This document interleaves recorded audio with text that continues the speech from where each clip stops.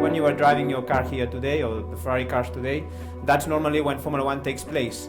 And this year, for the first time, Formula One is testing in Bahrain. In fact, today, the last 4 days of testing started in Bahrain. And then in 2 weeks' time, the championship starts in Australia. But that's just to say that what you have done is quite difficult, or what Ericsson has done for you. All the races in the world, to me, the most special race is the 24 Hours of Le Mans, by far. Even if you tell me if I want to win one race, would I like to win? Having a very clear vision, that's something very, very important. Then how you communicate it, you know. Some people are better or worse. Montezemolo is a great communicator, but telling them all the time what is our objective, you know, within the company. Of course, winning world championships, which we haven't done for the last few years.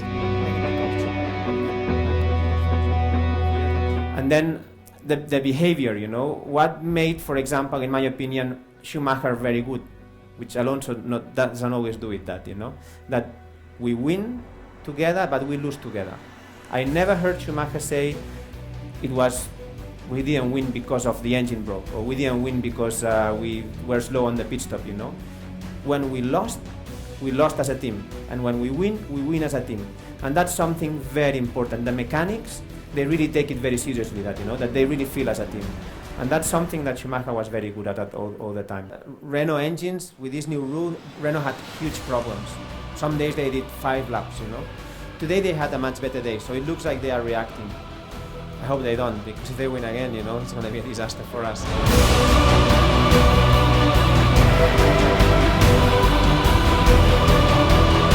So this is also, I think, in your business, you know. Of course, we must have very clear objectives, clear targets, but you must be always with a very wide, open mind, always looking 360 degrees, and then changing whenever there is a problem or there's something that was unexpected, you adapt to it quickly, you know. And in Formula One, you have to adapt very quickly all the time. There is one question that they make me many times, and now going back to technology, you know, and people, is what is more important, the car or the driver? What percentage there is, you know?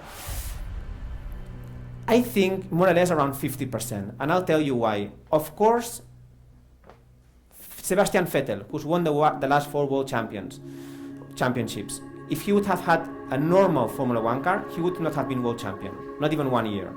The engines are tested in a dyno, and maybe one has 750 horsepower and the other one has 752.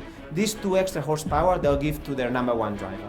The season starts on an equal status, but there's always one that you think may be a little bit better. So this 1 or 2 horsepower you may give to this one. But believe me, the difference we're talking is less than a tenth of a second.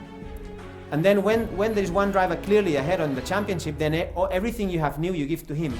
But still we are talking about very small differences.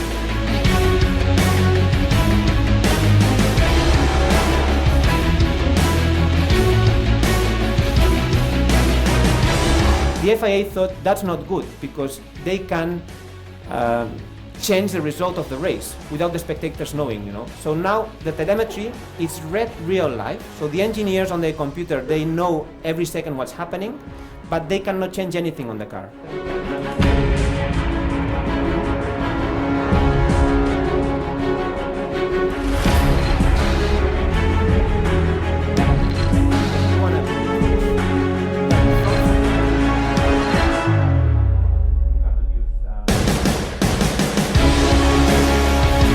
Traction control, there was ABS, there were active suspension, so the suspension was going up and down depending on the road. Then the FIA, who is the governing body, the ones who set the rules, thought that technology was being too important. Too important that the cars were being a bit easy to drive, or the best drivers were not making a difference.